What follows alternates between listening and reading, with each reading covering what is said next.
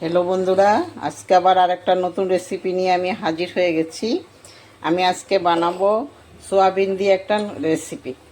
এই জন্য আমি আগের থেকে সোয়াবিন ভিজিয়ে রেখেছিলাম আর ভালো করে পরিষ্কার করে ধুয়ে নিয়েছি এগুলো। আর তার জন্য লাগবে আমার কিছু ডাল। আমি ছোলার ডাল ভিজিয়ে রেখেছিলাম, এগুলো ভিজিয়ে ধুয়ে রেখেছিলাম ভালো করে পরিষ্কার করে। এই দুইটা জিনিস লাগবে এখন। এই দুইটা জিনিসকে এখন আমি গ্রাইন্ডারে দিয়ে প্রথমে গ্রাইন্ড করে নেব। সয়াবিনগুলো আমি এইভাবে চিপে চিপে একদম জল ঝরিয়ে চিপে চিপে তারপরে গ্রাইন্ডারে গ্রাইন্ড করব। সবগুলোকে এইভাবে চিপে চিপে নিয়ে নেব। ভিতরে যা ময়লা থাকবে এগুলো বেরিয়ে যাবে।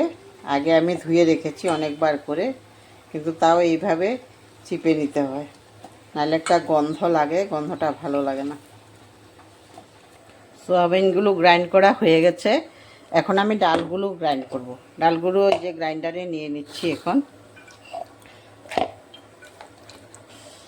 আমি একসাথে ডাল গ্রাইন্ড করার সময় 3টে কাঁচা লঙ্কার একটু আদা দিয়ে দিচ্ছি। আদা বেশি দিচ্ছি না, একটু দিচ্ছি। এই যে এগুলি আমি এখন গ্রাইন্ড করে নেব। পেস্ট করা হয়ে গেছে ডাল এবং সোয়াবিন। আমি ডাল এখানে দিয়ে দিচ্ছি সোয়াবিনের মধ্যে।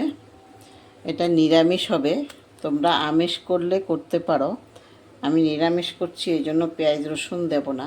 তার মধ্যে এখন আমি দিচ্ছি কিছু কালো জিরে, একটু কালো জিরে দিয়ে দেব। আর দিচ্ছি হলুদ আর পরিমাণ মতো নুন। এই কয়টা জিনিস দিয়ে আমি প্রথমে এগুলোকে মেখে নেব। হয়ে গেছে মাখা। এখন আমি এগুলোকে বড়া করে নেব।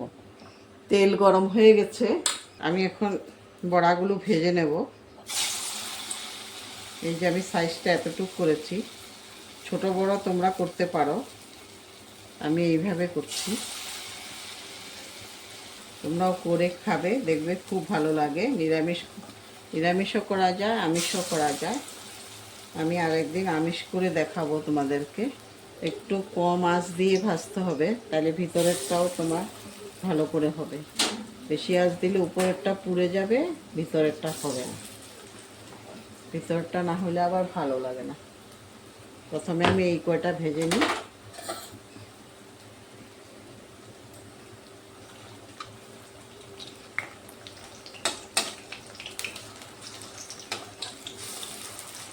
মাঝে মাঝে একটু একটু উলট পালট করে দিয়ে তারপরে ভেজে নিতে হবে। এগুলো হয়ে গেছে, এখন আমি এগুলো তুলে ফেলতে পারবো। এগুলো হয়ে গেছে, একটু লাল লাল করে ভেজে নিয়েছি। একটু টাইম লাগে এগুলো ভাজতে, বেশি আগুন দিয়ে ভাজলে হবে না, ভিতরটা কাঁচা থেকে যাবে। এই জন্য মিডিয়াম আঁচে এগুলো ভাজতে হবে। বড়াগুলো সব ভাজা হয়ে গেছে। প্রথমে আমি এটার মধ্যে দিয়ে দিচ্ছি, তেলের মধ্যে দিয়ে দিচ্ছি পাঁচফোড়ন দিয়ে দিচ্ছি, আর দিয়ে দিচ্ছি তেজপাতা পাঁচফোড়ন দিয়ে দিলাম। তারপরে এখন দেব আদা বাটা আর কাঁচা লঙ্কা বাটা। আদা আর কাঁচা লঙ্কা বাটা দিয়ে দিচ্ছি।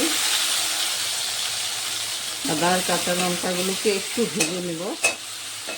এখন দিয়ে দেব এটার মধ্যে হলুদ গুঁড়ো দিয়ে দিচ্ছি। তারপরে দেব একটু কাশ্মীরি লঙ্কার গুঁড়ো। এই কয়টা দিয়ে এখন অল্প কষিয়ে নেব। একটু জিরে গুঁড়ো দিয়ে দিচ্ছি। জিরে আর ধনে এটার মধ্যে একসাথে আছে, তাই দিয়ে দিলাম। এখন এগুলোকে একটু কষিয়ে নেব। মশলাগুলো কষানো হয়ে গেছে, এখন দিয়ে দিচ্ছি টমেটো কুচি। টমেটো কুচিগুলোকে ভালো করে এটার সঙ্গে মিশিয়ে কষাতে হবে, একটু টাইম লাগবে এগুলো। মশলাগুলো কষানো হয়ে গেছে, তেল ছেড়ে দিয়েছে। এখন আমি এটার মধ্যে দিয়ে দেবো 2 চামচ দই, টক দই দিচ্ছি।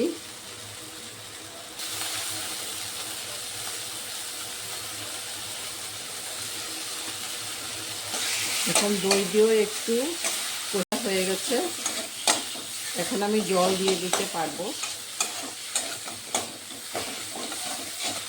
জল দিয়ে দিচ্ছি এখন আমি।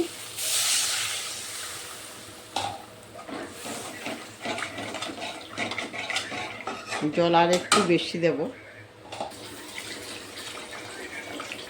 জলগুলি যখন ফুটে উঠবে তখন আমি বড়াগুলি দেব, এখন দেব না। নুনটা এখন দিয়ে দেব আমি। নুনটা তোমাদের আন্দাজ মতো দেবে, যে যেরকম খাও এরকম দেবে। এখন আমি বড়াগুলো দিয়ে দিতে পারবো। একটু ঝোল বেশি দিয়েছি, এই জন্য বড়ার মধ্যে অনেক ঝোল টেনে যাবে। ঢাকবো না আমি, এইভাবেই হবে, ঢাকতে লাগবে না। হয়ে গেছে রেসিপিটা। এখন আমি একটু মিট মশলা দিয়ে দিচ্ছি। মশলাটা দিয়ে আমি চুলার আঁচটা অফ করে দেব। হয়ে গেছে। এই ঝোলটা টেনে যাবে, এতটুকু থাকবে না, বড়ার মধ্যে এতটুকু টেনে যাবে, এই জন্য এখনই নামিয়ে ফেলবো। হয়ে গেছে, হয়ে গেছে। এই যে আমি বাটিতে নিয়ে নিয়েছি, খুব সুন্দর কালারও এসছে। তোমরা এইভাবে করে খাবে, দেখবে ভালো লাগবে।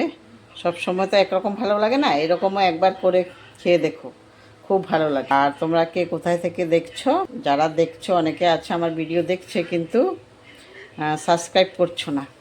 প্লিজ, যদি ভালো লাগে একটা সাবস্ক্রাইব করার অনুরোধ রইল।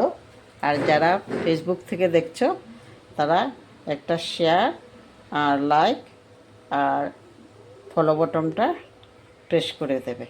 সবাই ভালো থাকো, সুস্থ থাকো। ধন্যবাদ।